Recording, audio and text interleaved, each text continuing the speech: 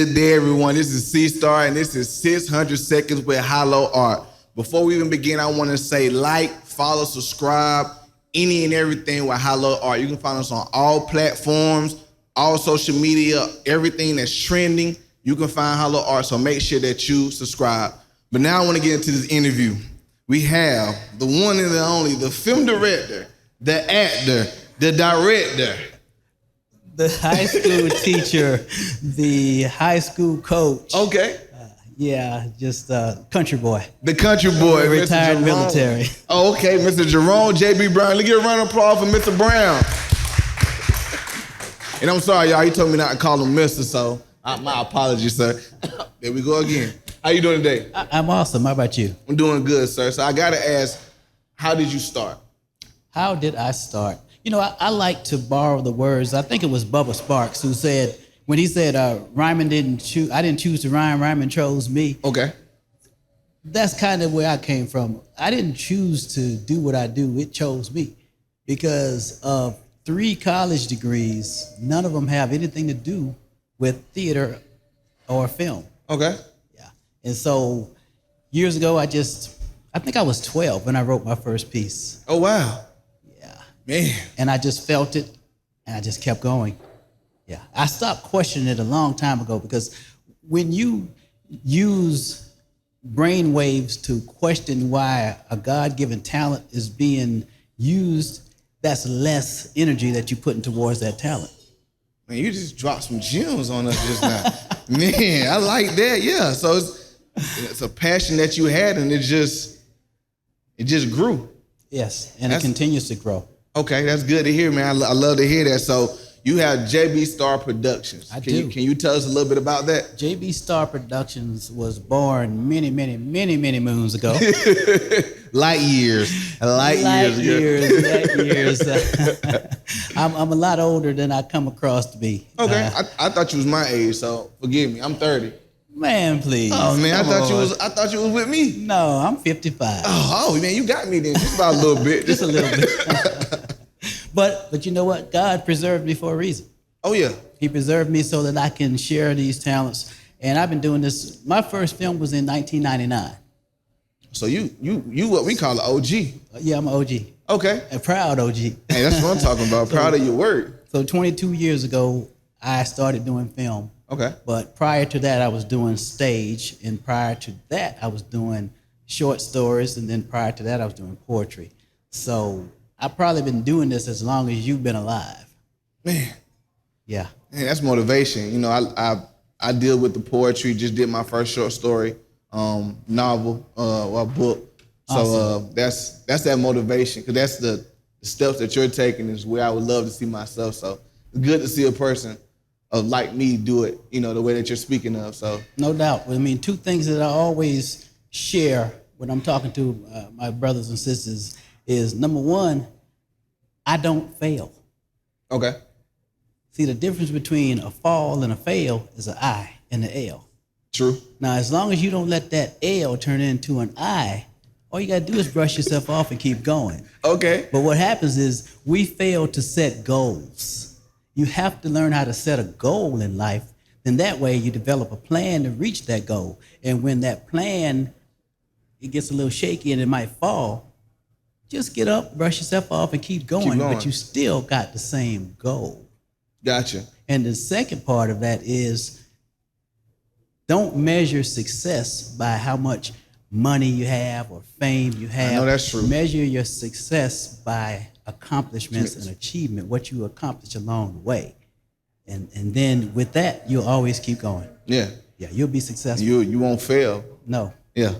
I like that, sir. I like that. So we're going to switch gears. We got this game that we like to play. Okay. And it's called Word Association. Word Association. I'm going to throw out a word, all right, and you're going to tell me either the first thing that comes to mind, or just when you hear this word, just what resonates with you. Okay, I got to catch the word. Yeah, you got to catch the word. I'm going to throw it to you. You got to catch it. So all right, let me get ready. First, I'm right-handed, but I'm going to throw it with my left. So, COVID. Oh, COVID. Oh, help me. Get back. Just one word. I don't know if I can say just one word about COVID. If I had to choose a word, it would be vaccination. Okay. Yeah. Okay, you can go into a little details. We don't mind that. So the reason why I say that is because so many people are talking about, well, I don't know what's in it. I've seen other people that it affected this way. Well, guess what? Some people are allergic to shellfish. Some people are allergic to shrimp. Wait, I'm sorry, scrimps. Swimps. I got to say it right. So, some people are allergic to peanuts and peanut oil. So, and we probably don't know half of what's in the food that we eat every day. But what we do know is with the masses, the more people that safe themselves, the more people that's going to be safe and going to help. No, you're speaking facts on that. Yeah, I'm with you on that. Okay, my second word I'm gonna throw at you. You ready? I'm ready. It's gonna be a curveball. Okay. I'm gonna throw it with a military. Military. My life. I love it. If it wasn't for the military, I'd probably still be struggling right now. I don't know where I'd be right now. Because of my association with the military and my opportunity that was given to me to retire, it frees me up to help other people. Yeah. It frees me up to do things in society that are valuable. So, yeah. Okay. How long were you in the military, if I may ask? So, with my entire commitments, it was 22 years. Okay. Yeah. Okay, yeah, my grandfather, he was in the military as well, so I'm always honored to speak to someone that's in the military, and then our, Duke, head over, he's in the military too, so I know y'all got something in common. No doubt. No, yeah, okay, so my last word, only three with my last word I'm going to throw. You ready? All right, I'm ready. All right, fastball. Okay, fastball. All right. Fame. Fame. Fame. Fame is one of those things that's subjective. What I mean is what makes a person famous? Is it being recognized? Is it being loved? Is it being popular? That's a good question. If I had to answer, fame is, you really got to base it on, like you were saying, with how you see yourself, what you see yourself as being famous or having fame, because I feel like I got fame in my household. There you go. They look at me to a certain level, and I look at myself at a certain level, but I guess most people probably would say how the next person view you. That's what most people probably would say. If I'm able to help just one person with every and anything that I do, then to me, I have not only achieved success, but to some degree, I have achieved some level of fame. You famous to me. Before we started, I said, I know you. I done seen this face. So to me, you have already hit the stage of fame. Well, the key is to stay humble. Yes, That's sir. the key. A friend of mine, Tony Vaughn, a.k.a. the Colonel from Meet the Browns. Yes. One thing that he said in conversation is no matter where he goes, what he does, how big he gets, he's always going to be Tony first. He's always going to be humble, and he's always going to remember how he got there, and he's going to help other people. Bring people along. I love that. I don't ever want to be unapproachable. Yeah. No matter where you see me at. And I don't ever want you to see me anywhere in Atlanta, in LA, in New York, and not be able to say, hey, JB. I'm going to scream your name out if I see you in the public. I'm going to be right there. JB. All right. I might catch it on the third echo. Sounds good. So what we're going to do now, we're going to take a question from the audience member. That's no problem with you. All right. No problem. Hey, how you doing over there? Good. How are you? I'm doing fine. Can we get your name? Yes, Anissa Mohead. Okay. How you doing, miss? I'm doing great. That's doing good. great. You have a question for Mr. For Jerome J.B. Brown? I do. How you doing, Jerome? I'm awesome. How about you? I'm doing good. My question is, which do you like more and why? Acting or directing? Which do I like more and why? And what are the choices? Acting or directing? Acting or directing? Acting or directing. Wow. Ooh, that's a tough question. Let me see. What do I like?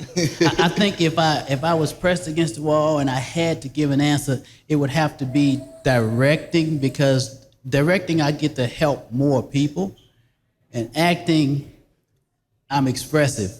I'm channeling emotions, and I'm channeling frustrations. People often ask me, why am I so calm all the time? Because I foster those emotions and I channel them into the characters that I play. Man. That's deep right there. I like that. I never heard nobody say it. Thank you so much. Thank you so much. You can use it. Just when you're talking about emotions, this is, how do you get that emotion of crying? Like, where does like crying, anger, frustration, like those type of emotions, like, I know you say you foster those things, but like, how do you bring them out? Like, how do you trigger those? I've always wondered, now that I have an actor who I can ask. Did you watch Forbidden Love? I haven't watched Forbidden Love yet. Okay. I was asking that because there's a couple of emotional scenes. One where my leading guy, Christopher Emmanuel from Black Lightning, he plays TC in Black Lightning. Yeah, he plays my son, and he has a very emotional scene. And then later on, I have a very emotional scene, and I have to cry. We're both crying. But for me, it's recall. Okay. I suppress feelings in real life. Like if something happens. One of the things that helped me most, and Duke can relate to this, I was an honor guard instructor. So it was part of my duty was to carry the demise. And we would also, like if someone was killed in combat and they were sent back home, I was one of the ones that would go to the airport and carry the casket and whatnot, and then we would do the ceremonies. And I taught myself to suppress my feelings and almost store them, put them in a lockbox. Yeah. And then when it's time, it's total recall. I have to totally concentrate when I'm in front of the camera, and I think about all those things. And what I used to use was the youngest. My mother has passed now, but the youngest female in my life was my daughter, and the oldest female in my life was my mother. And I would just think about something really, really tragic happening to one of them. It'll trigger. Oh yeah, I can imagine. Yeah, I can see how that could work for sure, because I can only imagine me thinking something happened to, like I said, my son, my daughter. I was crying talking about it now. Yeah, that's that's something. So you brought up Forbidden Love. I did. Tell us a little bit about Forbidden Love. Well, that's your new movie, right? It is my new movie. Okay. Forbidden Love. Wow, there's so many twists and turns in Forbidden Love. Sometimes I hate to talk about it because I don't want to trip up and give away too much. Give away too much. Okay. But in a nutshell, Forbidden Love is about a wealthy black family with a well-to-do, high-profile attorney, that's me, Dennis Todd, that appears to be the perfect husband, father, the whole 9 yards. But because he was harboring a deep, dark secret, when it came to light, then the entire world just shattered. Yeah. Man, I wonder what can break a man down like that. He's successful, doing good, probably riding high. An hour and 38 minutes will tell you. That's one. So with Forbidden Love, where can we see this? Where can we see Forbidden Love? So it is streaming online at jbstarpresents.tv. Of course, there are different opportunities where you can get a DVD copy. Down in the Low Country, where I'm from, at Barnwell. My people from Barnwell. Get out of here. My stepmother's from Barnwell. And I'm telling you, we got to talk after this. I'm telling you might know her. Yeah. And y'all are rivals against us. I'm Silver Bluff. So y'all are rivals. Yeah. We used to whoop y'all. Don't lie on this camera. Yeah, but we are rivals, man. I'm from the Bluff, so yeah, I'm from that. That's what's up. That's what's up, though. Okay. Yeah. What is it called? I done lost track of the name. It is Spin Bad Records. Spin Bad Records. Yeah, I know exactly. Yeah. So copies of the DVD can be gotten there. Okay. But then my sister Joyce, who was also in the production, she has copies down in Barnwell available. Okay.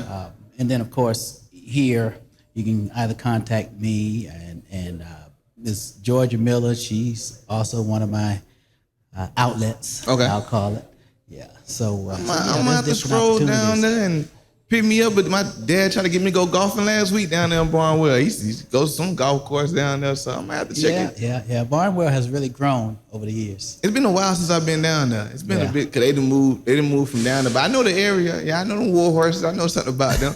Okay, so with everything you got going on, you got any upcoming new projects? Anything you got going on? What you got going on new? I know you just dropped this on us. Yeah. But you got anything else coming up? So immediately on October 2nd, Okay. the Day of Truce, where gang leaders, gang members are coming together to call a truce, stop the violence. That's going to be held right across the street over here at Columbia Mall. Okay. And the Colonel will be there.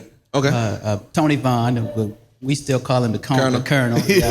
Yeah, he'll be there. And of course, some of my cast members will be there. And several of the community leaders are involved. It's headed up by A.V. Strong. I don't know, some people might recognize A.V. from Gang Out that he's been doing for 20 years. Okay. And Mark Hill. There's an array, Christy Savage,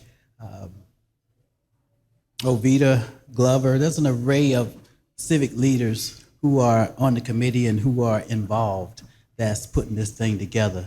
And it's going to be a great event. I encourage everybody to come out. Yeah, definitely looking forward. You said October 2nd? October 2nd, it's a Saturday. Okay. Anything else you have going on? So I am also in pre-production for a children's movie. Okay. Called No Yesterday, No Tomorrow. I'm not going to direct. Okay. My assistant director, who also plays my wife in Forbidden Love, Ms. Nasha Chandri, along with my other sister, Shay Lou, I've asked them to co-direct, and I'm just going to produce. Okay. I'm going to make it happen. And the reason for that is because it's a 100% all children's cast.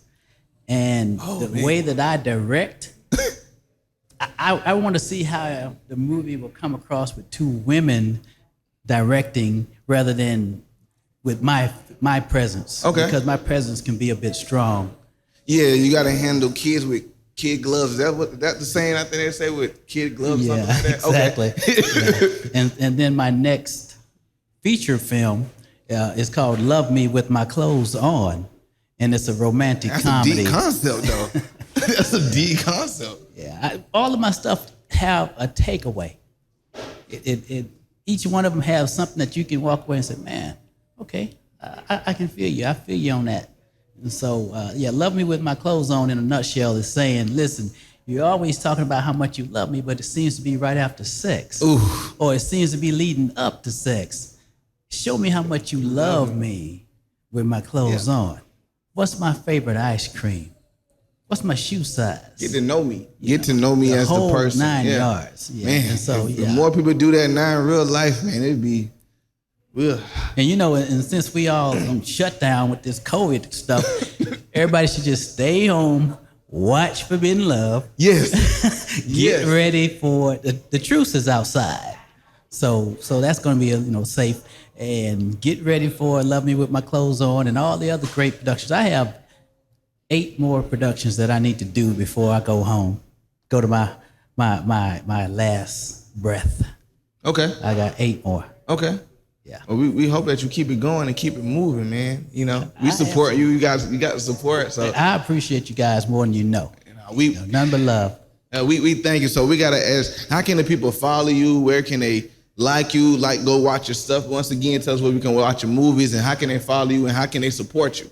So what I have done was create a one-stop shop, jbstarpresents.tv, and I'm currently still on all of the social medias, LinkedIn, IG, Instagram, Twitter, Facebook, but I'm slowly getting rid of those things. And going to that one-stop shop. Because I have video blogs, I have books, I have short film, stage play, feature length. And so I don't want people having to go all over this go here, go here, go there. You got that one-stop shop. That's good right there. Cause I agree with you. Say I gotta go watch this on Facebook. Gotta watch this on IG. I see a little bit on IG, but then I gotta go to JB Star Presents TV. When I can just go there and just say, hey, it's all here. Absolutely. And one of my cast members, Jeremy Miller, who you're going to be talking to here in a little while, 4 of his songs, he's a gospel singer. I tell you what, he doesn't come across the way that he sings. He's all quiet and shy, but then bam, when he opens his mouth, he's like, oh! Okay. And so you'll be getting more than just the film itself. You'll be getting some, great music, because the music sets the tone always of the scenes. And for me, it's a passion. You'll see him in the movie performing right here. We shot a scene right here in my house, bar and grill, and so you will see him performing. Dynamic singer, and then one of the songs that you hear called "The Quiet Seems So Loud." That's actually me, but singing is not my thing. That's just something that I do and that I can. Something you can do, yeah. It's not my thing. But the point that I'm getting at is when I'm scoring a movie, it's a feeling. Yeah. I have, I think, 16 something like that new songs. I can only use one because it's a feeling. It's not like, ooh, I'm going to just put this in. Yeah, I'm going to put that right there. I'm going to put this right here. It flows along with it. And so from his album, Redemption, we were able to use 4 different songs. Oh, that's good. Yeah. That's good. You got to make it make sense. And like you said, you got to have that feeling, and it got to align all together. Yeah. And I'm gonna hit you up. And make sure you watch. Listen, I was gonna tell you, I promise you, tomorrow and Saturday is my free day. I'm gonna watch it and I'm gonna spam you up. I'm gonna find you. I'm gonna let you know every scene I like. I'm watching. You can bet your bottom dollar. Well, I tell you what, I'm gonna leave my business card so you don't have to spam me. You can bam. I get it direct. I'm feeling special now. Straight up. I feel special well. On the business line. You can't hit me up on the boo line. Oh, that's cool. That's cool. Hey, no problem. You got too much fuzz right here to be a boo. You can't go that route. Yeah, I got you. Hey, no problem. As long as I get that access, hey, no problem here. Yeah. But we want to thank you for coming here and giving us an interview, and we're going to always support you, sir. Well, I appreciate it very much, and I appreciate the love that the city gave us. We shot over at Elm Abode, out in Lexington at the Villa. We shot at Christ Mission Church. Everybody just really embraced us. Then we went up to Charlotte and we shot at L&D and L&D Flowers of Elegance. And it was just amazing the way that everybody just embraced us and just like open arms and my people coming down from Charlotte. And I used big homie, little homie, Jamal. Yeah. I used about almost 30 of his kids. Oh, wow. Yeah. I mean, it was awesome. My nephew's a part of that, so I know all about his movement and everything. He's a great guy. Well, you might see him. Yeah, just another reason to make sure I see what's going on. You might see him. As a matter, I don't mind telling you this part. So there's a scene we get a little access. Okay. There's a scene where I have to save a drowning child, and all the rest of them. And so I go diving into this pool, full suit. I don't take off nothing. I just diving into this swimming pool to save this child, and all the kids are around and they're screaming, "Oh my God, oh my God!" And then there are several other scenes, park scenes and whatnot that they're in. So they had an opportunity to be an intricate part of the production. Yeah, and be a part of it, and that's great just for them. Absolutely, and it inspires them. Exactly, give them inspiration. When I was teaching I'm gonna say this and then I'm gonna shut up because I'll be here forever. When I was teaching and I'll be here talking to you forever. So. At Keenan High School, I was given the opportunity to take kids 3 years. I took them to the Trumpet Awards. Okay. And Rodney Perry, he was in To Love the Soul of a Woman with me. He played my brother, comedian. He hooked me up with J.J. Johnson, who is the director of community outreach. And he just opened his arms to us, man, and I took 3 busloads of kids 3 years to the Trumpet Awards, and that was an amazing experience for them because a lot of those kids never even been out of Columbia, so they had to dress up and they had to act right because I was cracking the whip. Boy, I had my belt. Yeah, so they had to act right, and so we traveled up there together, and then we went and we ate together, and we hung out, and then we went to the awards, and just to be in the same room with all of that excellence was It's motivation, good stuff. inspiration. Yeah. Well, we want to thank you once again for coming. Everyone give a round of applause for Jerome J.B. Brown.